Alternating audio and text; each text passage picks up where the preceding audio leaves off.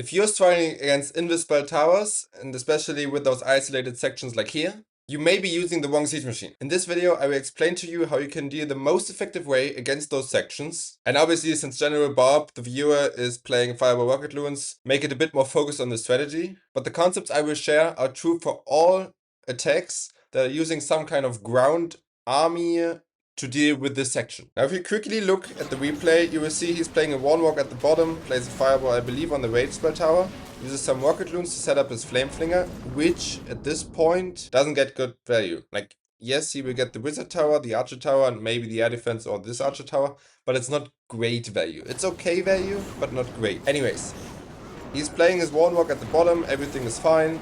Hitting the Fireball on the Rage, I think getting out the CC as well, yes, exactly.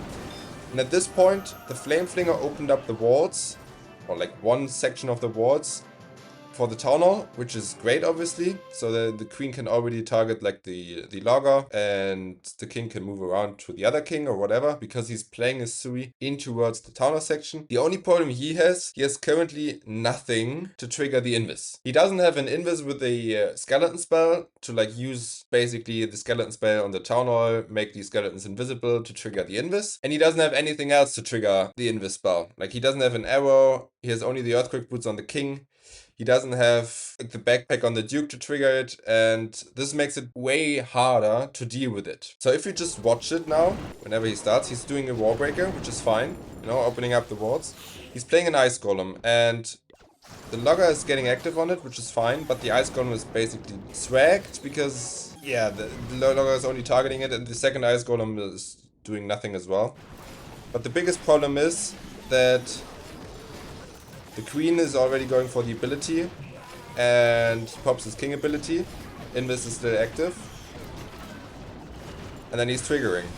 And what happens now, the King is obviously going nuts, somewhere on around the outside, and the Revenge Tower, fully charged up, is just melting the Queen. And he even just tries to get some Rocket Loons onto the Revenge, but the Revenge is just killing all of his troops and heroes. And this basically caused the fail then. So let's go back and see what he could have done different. Now if you look at the whole base again, you will see he's dealing with the Warden, basically all of the bottom section, which is great. Like he gets good Fireball value, he gets good Warden Walk value, and then he plays the Flame Flinger for, I don't know, kind of this section, but there's not much value. And he even has to invest at least 6 Rocket Loons, 2 on the Mortar and 4 on the Expo to even set it up. Now the way more efficient way to deal with this invisibility spell section is to use the Lock Launcher. It is just such a strong siege, especially with a new level, then if you see the invisibility spell tower and you have the option to use it, and you don't see a good Flame Flinger as well, just use the Lock Launcher. It's most of the time worth it, and here for example he could just take out those 3 buildings with some Rocket Loons and a Wizard or whatever to set up the funnel. You can use the Lock Launcher from 12 to trigger the Invis. The Logger is obviously doesn't have that big of a range, so the Lock Launcher should open up all the wards and trigger the Invis before the Logger gets active on him. And then he can deploy his Queen like roughly here, going here, when the wards are going to get opened. And if he deploys his King roughly here, going like this, he's basically switching everything around.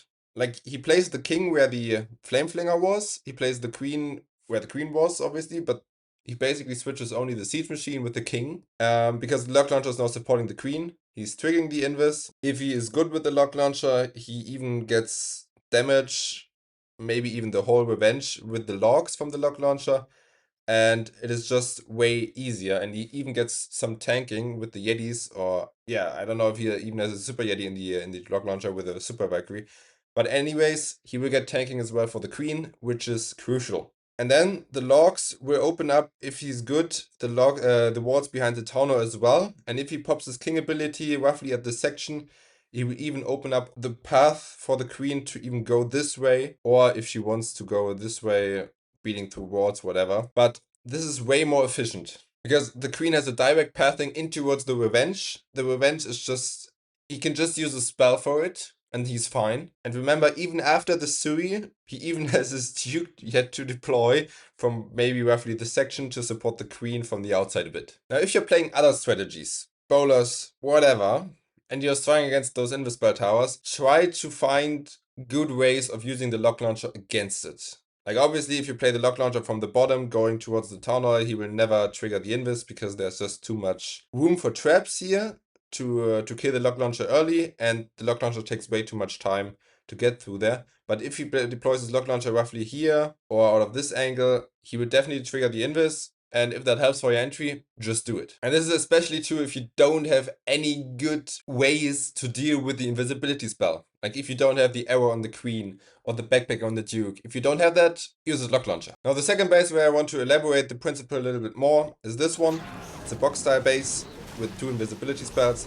And again, he tries to use his flame flinger to basically set the funnel for the king and the queen to go towards the town hall. But he doesn't have a good way of basically dealing with the invisibility spell or triggering it. By the way, he could have saved some invis spells by just playing the fireball on the scatter shot. He could have gotten everything from it. Know your fireball range if you play this strategy. And then he's going in with his heroes once again. Obviously the second ice golem getting sprung away from a spring trap, not ideal, but he deals well with the monolith. And then at this point, he obviously pops king ability to open up all the wards. Invis spell triggers. Everything is going around, fighting now the CC, the logger is pushing the troops and the heroes away. Revenge is staying up, and he even has to play his duke inside to just get the town hall and hope for it, because he has the angry jelly on the duke. Does he even get the town hall? Yeah, okay, the phoenix gets it. And he does have the revive. But it's just...